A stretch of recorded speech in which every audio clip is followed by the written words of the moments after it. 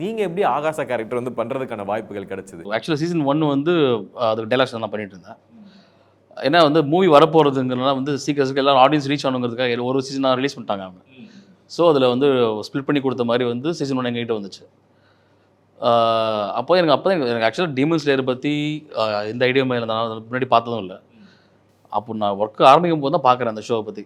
அப்போ ஸ்லோ அப்படியே ஒரு ஒரு கேரக்டர்ஸ்லாம் அப்படி டிரைவ் பண்ணிட்டு வரும்போது பார்த்தா ஓகே இந்த ஒரு ஆர்க் புரிய ஆரம்பிக்குதுல்ல, இந்த டான்ஜிரோட என்ன பேக் ஸ்டோரி என்ன. ஸோ டீமன்ஸ் அழிக்கிற குரூப் தான் இந்த இந்த டீமன் ஸ்லேயர்ஸ் அப்படிங்கிறது ப்ளாட்டாக புரிஞ்சது. அப்படியே போகும்போது பார்த்தா இந்த ஜெனிட்ஸு அந்த கேரக்டர் என்ட்ரு ஆகிறது, அப்புறமா அந்த அப்படி வந்து இந்த இன்ஃபினிட்டி காசல்னு ஒரு இடத்துக்குள்ளே வருவாங்க அவங்க. அதுக்குள்ளே இவங்க என்ட்ரு ஆகிறது இந்த ஹஷிரா ட்ரைனிங் இந்த எபிசோடில் முடியும் அந்த இடம். அந்த இடத்துல இருந்து தான் ஆக்சுவலி இந்த படம் ஆரம்பிக்குது. ஸோ இந்த சீசனில் பார்த்தவங்களுக்கு இது என்ன கனெக்ட்னு கரெக்டாக புரிஞ்சிடும். இது ஹாஃபேல பார்க்குறவங்களுக்கு வந்து இது என்ன சொல்ல வராங்க, திடீர்னு இதுக்குள்ளே குதிக்கிறாங்களே என்னென்னு கொஞ்சம் வர வாய்ப்பு இருக்குது.